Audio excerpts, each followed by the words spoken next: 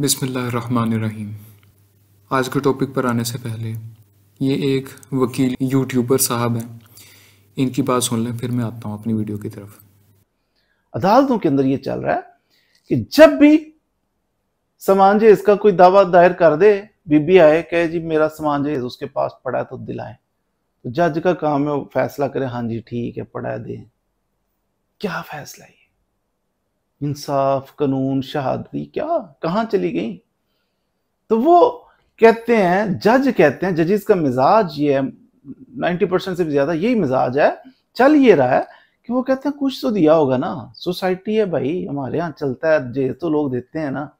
तो सामान जहेज जो जीरो किसी बंदे ने दिया हो ना, मैं आपको मोटिवेट नहीं कर रहा कि झूठे दावे करने शुरू कर दें, लेकिन सामान जहेज कुछ भी ना दिया हो फिर भी आप जाके दावा करें शोहर के खिलाफ, मुझे मेरा सामान जहेज इसके पास पड़ा दिलाया जाए, तो जज कहते हैं हाँ ठीक है दिलाया जाए, तो वो मर्द के खिलाफ फैसला हो जाता है, मर्द को वो सामान जहेज देना पड़ता है। सामान जहेज ना हो तो उसने पैसे देने पड़ते हैं। सुन लिया आपने, ये एक मुकदमे की बात बता रहे हैं जिसमें एक शख्स ने अपनी बीवी से कोई जहेज नहीं लिया था। वो अपनी तरफ से अच्छा इंसान बना था, लेकिन वो बीवी अच्छी नहीं निकली, लड़ाका थी, तलाक देना पड़ी। तलाक के बाद उस औरत ने जहेज का दावा अदालत में कर दिया, पाकिस्तानी अदालत में। और यहाँ पे पाकिस्तान में अक्सर यह जहेज़ लिया जाता है। अब जज साहब को कहा जा रहा है कि भाई इस शख्स ने जहेज़ नहीं लिया, ये दावा गलत है, लेकिन जज कह रहा है ऐसा कैसे हो सकता है, अक्सर तो होता ही ऐसे। कोई वो शहादत नहीं मान रहा कि भाई कोई गवाह है इस बात का, कोई दलील, कोई सबूत कि ये सामान उधर गया है जो लिस्ट बना के उसने पकड़ा दी है, नहीं, क्योंकि अक्सर ऐसा होता है, तो इसलिए आप दे दें उनको। समझ आ गई बात। अब आते हैं कुरान के उस मुकदमे की तरफ जिसको अल्लाह ताला ने मिसाल बनाया हमारे लिए, जिसको ज़्यादातर बल्कि सभी ने गलत समझा है। किसी ने भी इस वाक़े को, इस कुरान की आयत को समझने की कोशिश नहीं की। सब ने सिर्फ इस बात को जहन में सवार रखा कि वो अल्लाह के नबी थे, दाऊद अलैहिस्सलाम, वो कैसे गलती कर सकते हैं। एक आम अकीदा है हमारा, लेकिन हालांकि कुरान में बहुत से अंबिया की गलतियों का जिक्र है, जैसे मैंने हारून अलैहिस्सलाम की गलती का एक जिक्र किया है पिछली वीडियो में। तो यहाँ दाऊद अलैहिस्सलाम की गलती को डिस्कस करते हैं, जिस पर उन्होंने माफ़ी मांगी। अगर गलती नहीं थी तो फिर माफ़ी किस बात की। चलें खैर, उस पर आते हैं।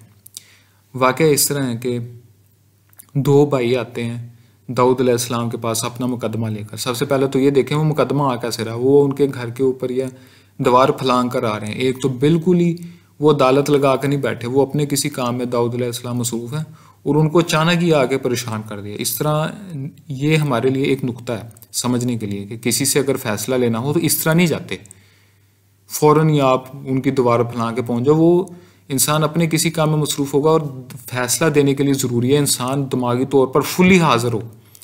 1% भी अगर चांस है ना कि वो उसकी सोच में खलल आ सकता है फैसला देने में, तो ये उसको रोक देना चाहिए, पेंडिंग कर देना चाहिए उस काम को, नहीं फैसला देना चाहिए। एक शख्स कहता है कि ये दूसरा जो है ये मेरा भाई है, इसके पास है 99 भेड़ें और मेरे पास है सिर्फ एक। ये कहता है कि उस एक की कफालत मुझे दे दो, और गुफ्तगू में मुझ पर दबाव डालता है, तो आप हमारा इंसाफ के साथ इसका फैसला कर दीजिए। अब कुरान ये नहीं बता रहा कि दाऊद अलैहिस्सलाम ने दूसरे इंसान का कोई मौक़िफ़ सुना है, कोई मौक़िफ़ कुरान नहीं बता रहा। डायरेक्ट अगली आयत ये बता रही है कि दाऊद अलैहिस्सलाम अपना ये मौक़िफ़ दे रहे हैं कि उसने गलत किया ये तुमसे मुतालबा करके कि अपनी एक भेड़ की कफालत उसको दे दो। क्योंकि अक्सर जो इस तरह इश्तराक करते हैं, इकट्ठा कर लेते हैं सरमाए को, वो दूसरे का हक नाहक तरीके से खा लेते हैं, अक्सरियत ऐसे ही करते हैं, और उसने गलत किया ये मुतालबा करके। और बहुत ही थोड़े लोग होते हैं जो इस तरह का जुल्म नहीं करते। अभी ये गुफ्तगू दाऊद अलैहिस्सलाम ने जुमले बोल रहे हैं कि उनको फ़ौरन जहन में आ गया, ये तो उनका आजमाइश हुई है। वो फ़ौरन अल्लाह से उन्होंने रजू किया, माफ़ी मांगी कि ये मेरे से गलत हो गया। अल्लाह ताला ने उनको माफ़ कर दिया और उनको एक साथ ही नसीहत भी कर दी अल्लाह पाक ने कि अपनी ख्वाहिशात के मुताबिक नहीं फ़ैसले देने, आपने सच्चाई के साथ फ़ैसला देना है, सच को मद्देनजर, हकीकतों को मद्देनज़र रखते हुए फ़ैसला देना है।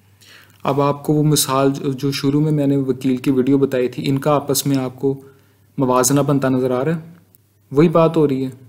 गलती क्या हुई है आपको इन्हीं आयात में सब कुछ साफ साफ नज़र आ जाएगा, क्योंकि कुरान एक किताब मुफस्सिल है, किताब मुबीन है। ऐसा हो ही नहीं सकता अल्लाह पाक ने इतनी अहम बात, एक मुकदमे को मिसाल बनाया और उसमें एक इतनी अहम बात ही ना बताई गई हो कि अगर उस दूसरे इंसान का कोई मौक़िफ़ होता तो कुरान में ज़रूर बताया गया होता कि दाऊद अलैहिस्सलाम ने उसका मौक़िफ़ सुना है, नहीं सुना, बाद में शायद सुना हो। लेकिन जब उन्होंने इतनी यहाँ तक जो बात हुई है ना कि उन्होंने ये जुमला बोल दिया कि उसने गलत किया है और ये अक्सर ऐसा होता है, यहाँ तक ये हमारे लिए मिसाल है कि यहाँ पे गलती क्या हुई है कि उसका मौक़िफ़ नहीं सुना और एक बुरा गुमान कर लिया उसके बारे में, क्योंकि अक्सर ऐसा होता है। दाऊद अलैहिस्सलाम को क्या करना चाहिए था? उनको पूरा सुनना चाहिए था उस बात को, फिर कोई फैसला देना चाहिए था, या कम से कम अच्छा गुमान तो रखना चाहिए था ना, अगर गुमान ही रखना है तो। अब आप पूछेंगे कि इस मुकदमे में क्या हो सकता है दूसरे इंसान का मौक़िफ़, वो क्यों भला इस पर उसको दबाव डाल सकता है? ऐसा तो कोई इम्कान नज़र ही नहीं आता कि कोई इंसान अच्छे काम के लिए, किसी के फ़ायदे के लिए दूसरे पर दबाव डाले। ज़्यादातर तो ऐसे ही होता है ना कि इंसान अपने फ़ायदे के लिए दूसरे के ऊपर प्रेशर डाल रहा होता है। नहीं जनाब, बहुत कुछ अच्छे लोग भी होते हैं, वो दूसरे के अपने भाई के फ़ायदे के लिए क्यों नहीं उस पर दबाव डाल सकता? मैं आपको एक मिसाल से समझाता हूँ।